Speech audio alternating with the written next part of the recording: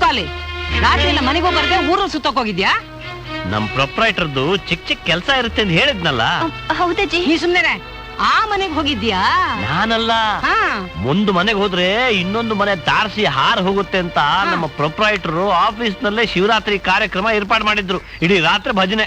Office ನಲ್ಲೇ ಭಜನೆ ಮಾಡಿದ್ಯಾ? ಹೌದು. ಸುಮ್ನೆ ಆಫೀಸ್ಗೆ ಬೀಗ ಹಾಕಿದೆ ಅಂತ ಪಕ್ಕದ ಮನೆ ವಿಶ್ವನಾಥ್ ಹೇಳಿದ್ನಲ್ಲ.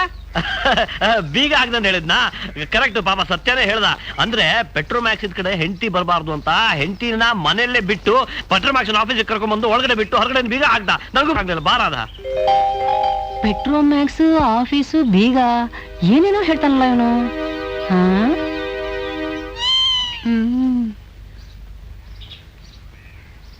ಅಬ್ಬಾ ಅಬ್ಬಾ ಹಾಲ್ ತಗೊಳ್ರವಾ. ರಾಧಾ, ಹಾಲಿನ ಪಾತ್ರೆ ತಗೊಂಡ್ ಬಾಮ್ಮ.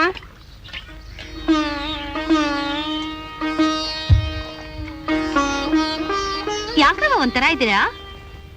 ರಾತ್ರಿ ನಿಮ್ ಯಜಮಾನ್ರು ಮನೆಗ್ ಬರ್ಲಿಲ್ಲ ಅಂತನಾ? ಅದು ನಿನ್ಗೆ ಗೊತ್ತಾಯ್ತು? ಈಗ ಒಳಗಡೆ ಹೋದ್ರಲ್ಲ ಅದಕ್ಕೆ. ಸರಿ ಸರಿ, ನೀನ್ ಹೋಗು. ನೀನ್ ನಡಿಯಮ್ಮ. ದಿನಕ್ಕೊಂದು ಸುಳ್ಳು ಹೇಳಿ ತಪ್ಪಿಸ್ಕೊತಾ ಇದ್ದೀನಿ. ಥರ್ಡ್ ವರ್ಲ್ಡ್ ವಾರ್ ಯಾವಾಗ ಶುರುವಾಗುತ್ತೋ.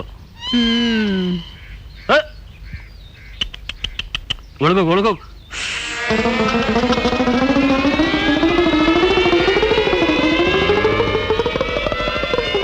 ಇದೆಲ್ಲ ಮಾಡಕ್ ಬರುತ್ತೆ, ಅಜ್ಜಿ ಹತ್ರನೇ ಅಡ್ಜಸ್ಟ್ ಮಾಡಕ್ಕಾಗಲ್ಲ.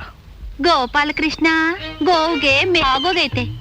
ಮೇವಾಗ್ ಹೋದ್ರೆ ನಿನ್ ಎಮ್ಮೆಗೆ ಹೇಳು ನಿನ್ನೇ ತಿನ್ನು ಅಂತ. ನಾನ್ ದುಡ್ಡು ಕೊಡಲ್ಲ. ಕೊಡಕಿಲ್ವಾ? ಸಾರಿ ಬಿಡಿ, ಆಮ್ಯಾಕ್ ನೀವೇ ಪರದಾಡ್ತೀರಾ. ಏನ್ ಮಾಡ್ತೀಯ? ನನ್ನ ಹೆಂಡತಿಗೆ ಹೋಗಿ ಹೇಳ್ತೀಯಾ? ಅವಳು ನಿನ್ನ ನಂಬಲ್ಲ, ಅವಳು ನನ್ನ ಶ್ರೀರಾಮಚಂದ್ರ ಅಂತ ತಿಳ್ಕೊಂಡಿದ್ದಾಳೆ. ಅಜ್ಜಿಗೆ ಹೋಗಿ ಹೇಳ್ತೀಯಾ? ಪೊಡಕೆ ತಗೊಂಬಂದು ಹೊಡಿತಾಳೆ. ಇನ್ ನಮ್ ಪ್ರೊಪ್ರೈಟರ್ ಹೋಗಿ ಹೇಳು, ನೋ ಪ್ರಾಬ್ಲಮ್, ನನಗೂ ಅದೇ ಬೇಕಾಗಿರೋದು. ಬೋ ಚಂದ ಕೇಳಿದ್ರಿ. ಚಿನ್ನದ ಮೊಟ್ಟೆ ಇಡಕೊಳ್ಳಿನ ಅಷ್ಟ್ ಸ್ವಲ್ಪ ಕಳ್ಕೊಂಡ್ಬಿಟ್ಟೇನಾ? ಏನ್ ಮಾಡ್ತೀಯಾ?